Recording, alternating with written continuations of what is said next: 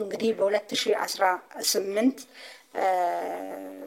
በጀት ዓመቱ ሲጠናቀቅ እንግዲህ 2017ን የእድገት አክቹዋል አፈጻጸም ከታየ በኋላ አዲስ የመጡ ከኢንቨስትመንት ማቋያ ይሁን አጠቃላይ በየዘርፉ የታዩ ለውጦችን ታሳቢ በማድረግ እንደገና ፕሮጀክት ተደርጓል። በየጊዜው በየኳርተሩ መልሶ የሚፈተሽ ቁጥር ነው። እንደምታውቁት የኢኮኖሚ እድገት ትንበያ በ2018 10.2% የኢትዮጵያ ኢኮኖሚ እንደሚያድግ ተተንብዮአል። በርካታ ነገሮች እንደ ታሳቢ ተወስደዋል። ሪፎርም የጀመርናቸው የሪፎርም ስራዎች አሉ። ግማሹ ማቹር እያደረገ ነው። ቀድመን ያደረግናቸው ሪፎርሞች ኢምፓክታቸው ላግ አድርጎ የሚመጣበት ጊዜ ነው። ሁለተኛው ምዕራፍ የሀገር በቀል ኢኮኖሚ ማሻሻያም እንደዚሁ ገና እየተተገበረ ነው ያለው።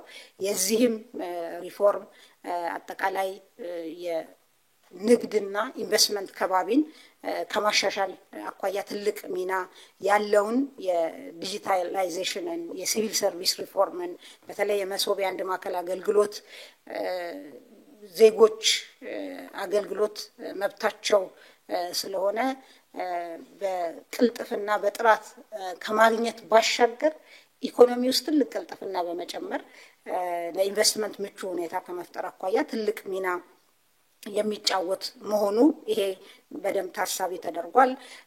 በሌማት ትሩፋት፣ አረንጓዴ አሻራ የኢትዮጵያ ታምርት ውጥኖች ውጤት ማሳየት ጀምረዋል።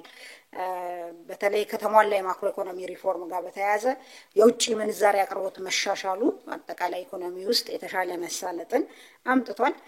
የመካከለኛ ዘመን የገቢ ስትራቴጂ ጋር መተግበር ጋር ተያይዞ ገቢ መጨመርና ይህም በመንግስት በኩል በተለይ በማህበራዊና ኢኮኖሚያዊ መሰረተ ልማቶች የሚሆኑ አገልግሎቶች ላይ የሚደረገው ኢንቨስትመንት እንዲጨምርና በመንግስት አገልግሎት በኩል የሚመጣው እድገት ትልቅ እንደሚሆን ታሳቢ ተደርጓል።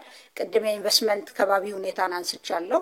በአጠቃላይ ግን የኢንቨስትመንት መሳብ እሳቢያችን ወደ ሄድ ሃንቲንግ ጥሩ ጉድዊል ያላቸው ኢንቨስተሮችን አቅም ያላቸው ኢንቨስተሮችን የመሳብ እና የድርድር በንግግር የማምጣት እሳቤ እንደ አዲስ እየተከተልን በመሆኑ ትልልቅ ኢምፓክት ያላቸው ኢንቨስትመንቶችን ማምጣት ተችሏል።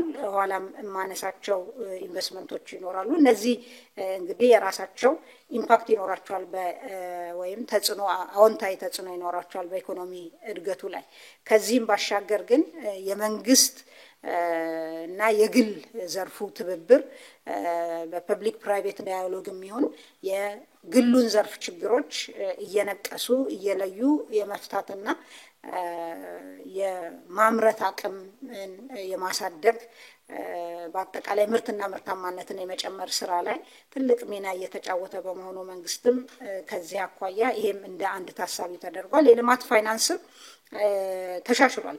ንግድ ባንኮች ለምሳሌ አምና የነበረው የብድር ጣሪያ 18% ከነበረበት ወደ 24% ከፍ ማለቱ የራሱን ተጨማሪ እድል ይሰጣል። ንግድ ባንኮች 20% የግብዣ ቤት ቦንድ ግዢ ይገዙ ነበር በግድ ያ እንዲቀር ሆኗል። ይሄም ተጨማሪ ስፔስ ለፕራይቬት ሴክተሩም ይሁን ለሌላ ለሚፈልግ ብድር ለመስጠት እድል ይሰጣል። የካፒታል ገበያ ኢኮኖሚ ውስጥ የፋይናንስ ገበያን በማሳለጥ ስራ መጀመሩ ከሪፎርም በኋላ አጠቃላይ የውጭ ፋይናንስ ፍሰትም የተሻለ ሆኗል። ከዕዳ ሪስትራክቸሪንግም ጋር ተያይዞ የሚመጡ የተሻሉ ጉዳዮች አሉ ማለት ነው። እንግዲህ የዓለም እና የንግድ አጋሮቻችንም የኢኮኖሚ ሁኔታ በተሻለ እንደሚያድግ መተንበዩ የራሱ ትልቅ አስተዋጽኦ አለው። ምክንያቱም ከኛ ጋር የሚሰሩ ከኛ ጋር የንግድ አጋር የሆኑ ሀገራት የተሻለ ኢኮኖሚ ካስመዘገቡ የተሻለ ዕቃ ይገዛሉ፣ ኢንቨስትመንትም የተሻለ ይሆናል ወደ ሀገራት ፍሎ የሚያደርገው ነው። እንግዲህ ቀስ እያሉ ኢኮኖሚው ላይ ውጤታቸውን የምናይ ነው የሚሆነው። የጉባ ብስራቶች እንደምታስታውሱት የሚሊዮኖችን ታሪክ ወደ ቢሊዮን የቀየሩ ከኢንቨስትመንት አኳያ በራሳቸው በአጠቃላይ ኢኮኖሚ እድገት ላይ ከሚኖራቸው ፋይዳ ባሻገር ተጨማሪ ኢንቨስትመንትን በመሳብ ኮንፊደንስ በማጫር በሌሎች ኢንቨስተሮች ውስጥ ትልቅ ሚና የሚጫወቱ ናቸው ማለት ነው። ሶ ይሄን ሁሉ ታሳቢ በማድረግ